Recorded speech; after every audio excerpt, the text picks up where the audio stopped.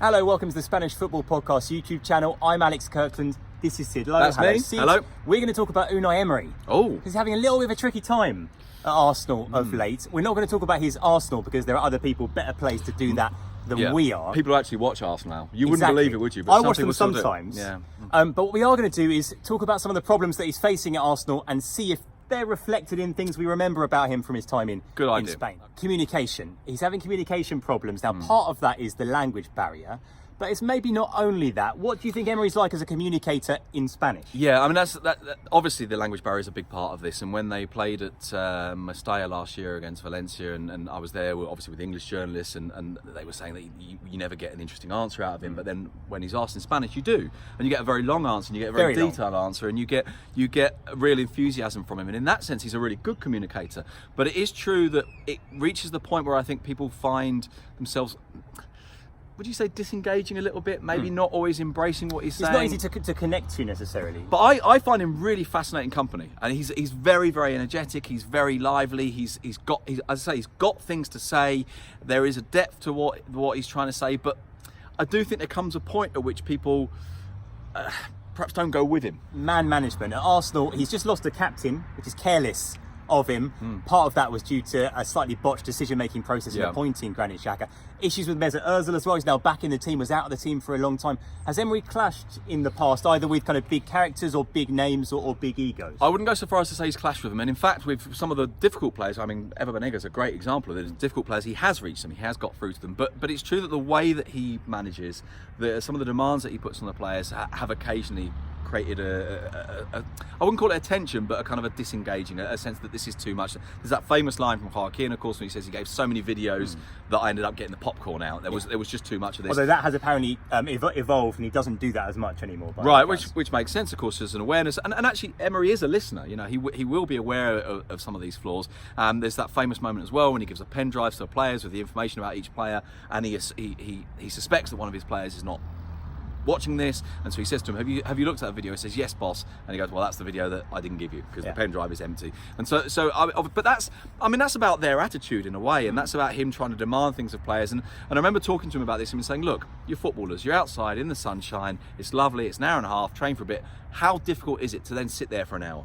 To go through things, to work on some of the tactical preparation. I think for a lot of players it is quite difficult. Well, that's the thing, and I don't know if that's entirely his fault or if he's maybe not found a way of making them engage, maybe not found a kind of, if you like, an emotional connection. And yet it's also true that despite this kind of image of him as a kind of a slave driver, in the sense that he's very serious, he's very dedicated, he's kind of tactically, it's a lot of it, it's about the tactics, about the mechanisms, but he's actually quite laid back in some ways. And so you get, for example, stories you get told of the team goes out for a night out and he goes with them, that he will go and get involved in that sense, that he will try and be quite close to players, that he will try and be a bit more like a player than perhaps some managers would be. Maybe some players don't embrace that. Maybe there is a touch of David Brent in that. Maybe there is a touch of, I actually don't want this guy to be my mate, or unless the charisma is such that we really, really kind of believe in it. You mentioned tactics. There have been two criticisms at Arsenal, two main criticisms. One is that there's a lack of clarity about the kind of team he wants them to be. The other one is that they are overly negative, and there's maybe a safety first tendency with Emery.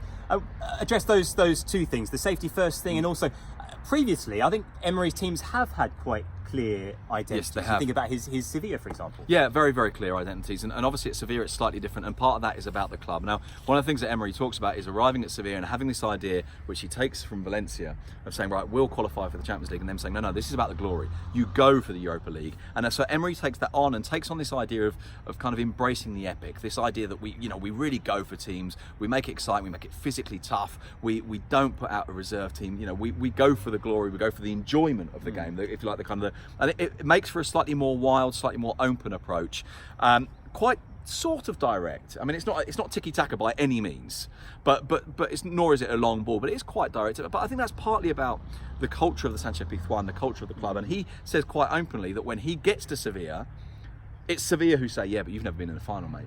You need to experience this. You need to know what this is like. At Valencia, he qualified for the Champions League, correct me if I'm wrong, 3 years in a row, in third place each time. And this is doing what was asked of him. But here's the thing.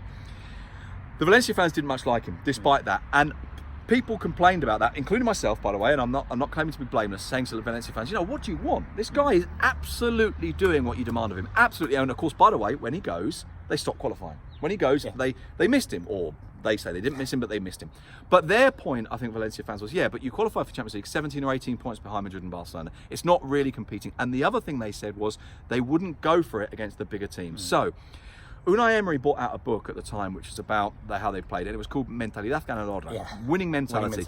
And this became a kind of running joke. And the running joke being, but this isn't a winning mentality. This is a doing, what would you call it, cumplir, fulfilling the objectives mentality, but you're not actually going that next step, which I think maybe at Sevilla he did do a bit more. And so there is, I think, that sense in some places in Spain that this is a manager who's maybe not exciting, not creative, not vistoso. It's not lovely to watch. I think in part that's a little bit unfair, but it is true that there was a willingness to go maybe for organisation and muscle, or perhaps over a touch of fantasy at times. If you liked hearing us talking about Unai Emery, and even if you didn't, check out the Spanish Football Podcast out every Monday, wherever you get your podcasts, and we have pretty much daily audio and video content for our patrons at patreon.com/TSFP.